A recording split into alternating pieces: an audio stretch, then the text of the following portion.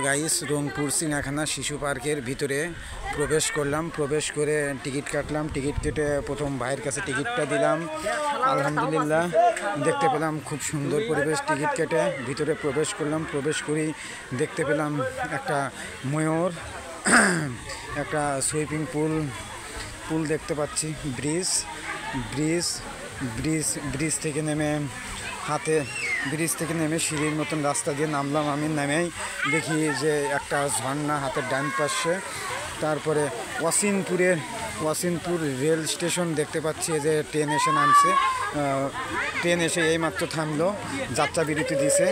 যাত্রা বিরতি দেওয়ার ফলে বিভিন্ন জায়গা থেকে বাচ্চাকে উঠে নিয়ে যাচ্ছে।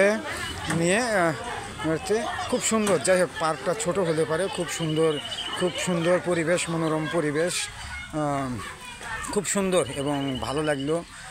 আপনারা দেখতে পাচ্ছেন যে এটাতে ভূতের বাড়ি খুব সুন্দর। আলহামদুলিল্লাহ, মাশাআল্লাহ, খুব সুন্দর পরিবেশ।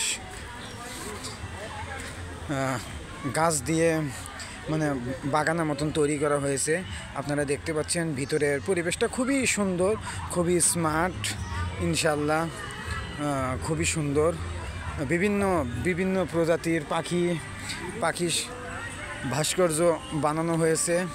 আপনারা দেখতে পাচ্ছেন টিয়া পাখির ভাস্কর্য বানানো হয়েছে, ছোট বাচ্চাদের দোলনা।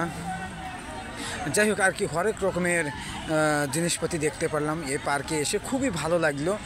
ছোট হলে পারেও অনেক সুন্দর একটা পরিবেশ এই পার্কটার ভিতরে, খুব সুন্দর পরিবেশ, আলহামদুলিল্লাহ।